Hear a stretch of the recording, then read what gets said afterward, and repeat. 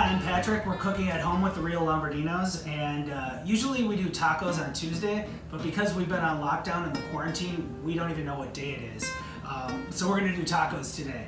We're gonna do tacos two ways. We're gonna do some marinated chicken thighs and then some roasted cauliflower. And roasted cauliflower is one of my favorite vegetables. So much better than the cauliflower you grew up with that was just boiled. We're gonna make a marinade for our chicken and our cauliflower. Then we're gonna make a delicious roasted pasilla pepper salsa, some pickled red onions, and we're gonna go outside and grill these chicken thighs over a live fire. So a quick marinade for our cauliflower and our chicken thighs today is going to use some great Mexican ingredients. I have some canned chipotle chilies. I'm going to use a couple of those. I'm going to make this in a blender. I'm going to add a few of those to the blender right now. So this gives a nice smoky heat, and it comes in a sauce called adobo. So we want to get a little bit of that spicy tomatoey sauce. Just a little bit of heat. I also want to grind up some spices. Now this is canela. This is a Mexican cinnamon that's much more mild and sweet than an Asian cinnamon that you might have in your cupboard. But if you don't have this, just use a little half teaspoon of regular cinnamon. I'm just going to give these a gentle crush in this little molcajete. They're not going to break down totally. And I'm going to add a couple of bulbs of allspice to that. Kind of work it around just a little bit. Then we're going to add it to the blender to really crush it all up.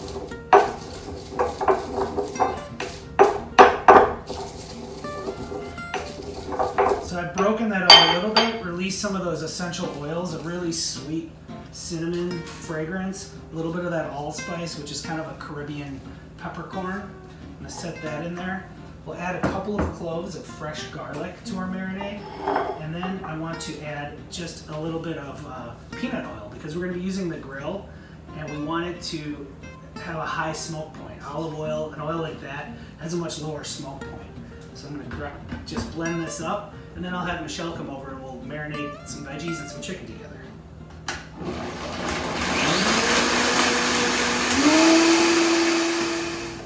Our marinade is made with the chipotle chilies and the cinnamon, a little bit of garlic. Smells good. It smells really good. You're finally using that Vitamix, huh? Yeah, that you let me buy. I'm going to throw this cauliflower in here. I'm going to have you just toss it around with the marinade. There you go. And while you're doing that, I'm going to add a little bit of coarse kosher salt to the cauliflower and a little cracked black pepper. It smells really good. Smells great. And then now that it's all tossed up and coated, seasoned, I'm going to put it on a cookie sheet. Okay. And then we're going to use the same bowl to do the chicken, and we're going to leave it in there. How do you like that? So not as many dishes for me to do at the end. Yeah. I'm known for cooking, not so much for cleaning up. We'll use the rest of our marinade. Again, canela, that Mexican cinnamon is in there, some garlic, some allspice, the smoky chipotle chilies. We just want to coat that up really well.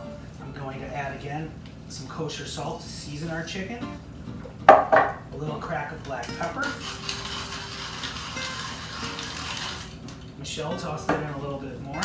Now, do you ever do anything to tenderize the chicken, or you don't need to for this? Well, I like to use the chicken thighs, the dark meat. I think it's got more flavor, they're more juicy, and by using this marinade, we'll leave it sit here for about a half an hour before we go to the grill, and then we're going to grill it over a live fire, hard wood, and then we're going to finish it gently in the oven, so it should be really moist and tender.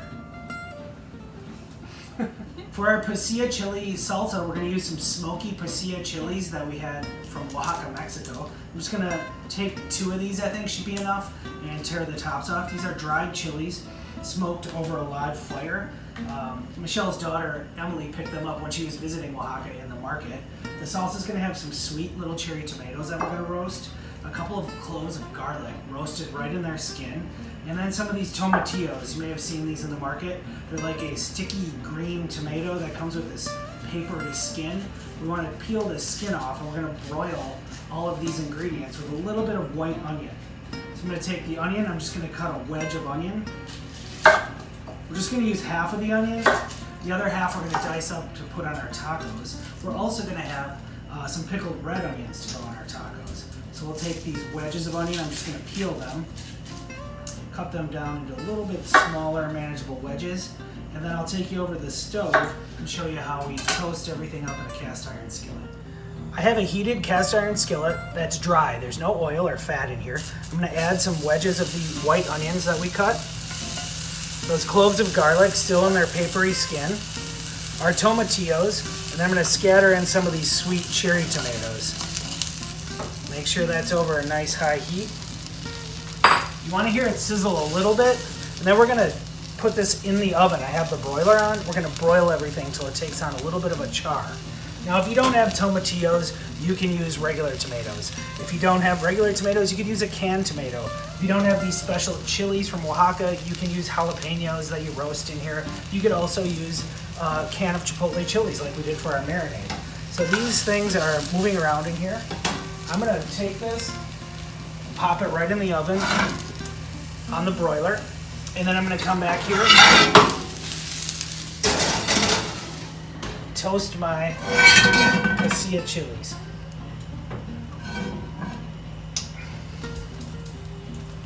So these again are going into a dry skillet. It's over a medium heat, and we just want to toast them until they puff up and their perfume starts to take over the whole room. You don't want to burn them, they might become bitter. And I left the seeds in these chilies because we like it spicy.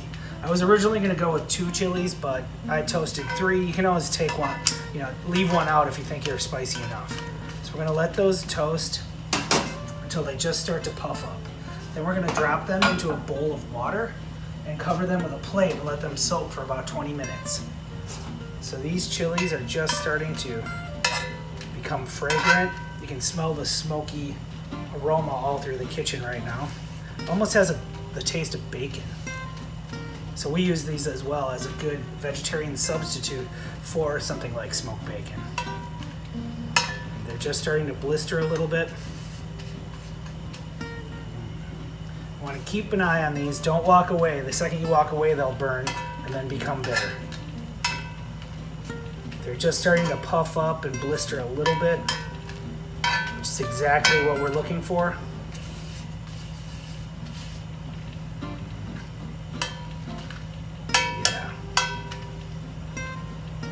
So I'm going to take these, now that they've got a little bit of a toast on them, a little bit of a char, a little bit of a blister, turn my heat off, put them into a little bowl of hot water, and then I want to submerge them with a little plate on top.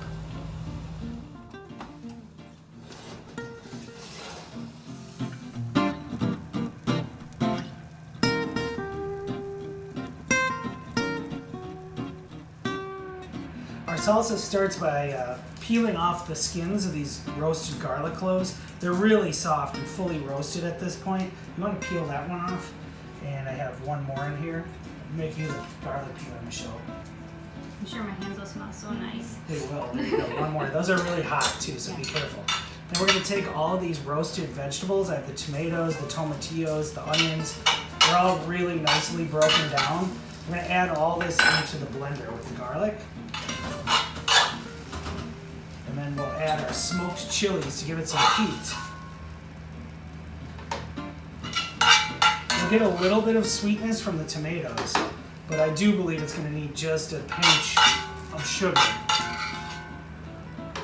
I got some for you. You have a little sugar for me? Thanks. A little pinch of sugar. How about putting a pinch of salt in there and then do like 2 or 3 twists of black pepper.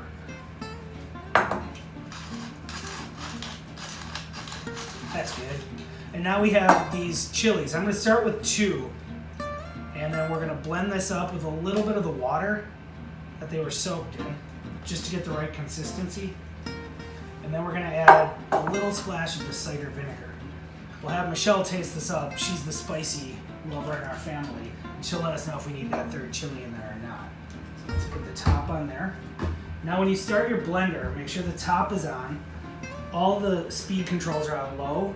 You want to put it on, and then slowly increase.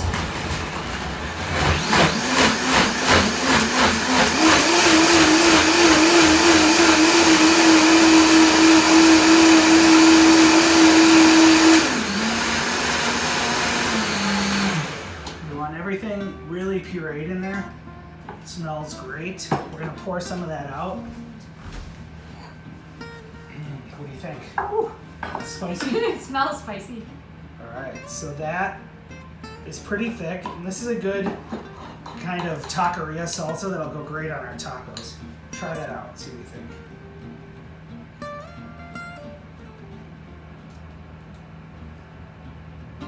It's plenty spicy. Plenty spicy? Yeah. 2 chilies were enough? Yeah. So we'll go with the 2 chilies, and then we'll get on to grilling our chicken and roasting our cauliflower.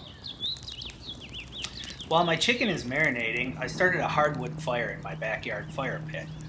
We get it going and we let the flames rise. We're going to want those coals to die down and become white embers before we add our chicken.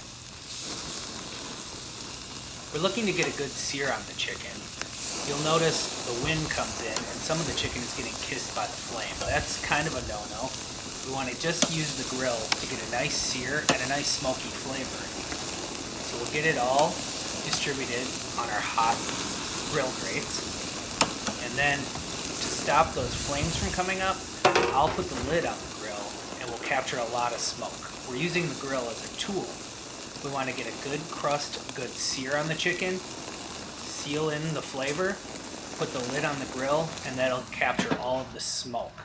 We're going to let the chicken smoke for about 2 minutes on the first side. Now we'll flip our chicken. It has a good sear. The coals have died down to white embers, which is exactly what we want. And we're capturing all kinds of delicious smoke, mingling with our marinade with those spicy chipotle chilies and garlic, allspice, and canela cinnamon. Chicken's sizzling away just great. We're about to take it off the grill. I'll come in here, grab the chicken from the grill, put it onto a half sheet pan, and now it's seared, but it's still semi-raw in the middle, so I will take it into the kitchen where it's going to finish. Pulling all that delicious seared chicken off the grill, very smoky. Our flames have completely died down, don't want to leave anything behind. And now we're going to head into the kitchen. So I have my chicken that was grilled over the live fire, and I'm going to finish that gently in the oven at 400 degrees. But first I'm going to pop that marinated cauliflower in there and let that roast. Put that in on my top shelf, throw my chicken in to finish as well. While our chicken and cauliflower roast in a 400 degree oven, I griddle up some corn tortillas in cast iron skillets. I use just a hint of vegetable oil to keep the tortillas moist. Then I wrap them in a kitchen towel to keep them warm.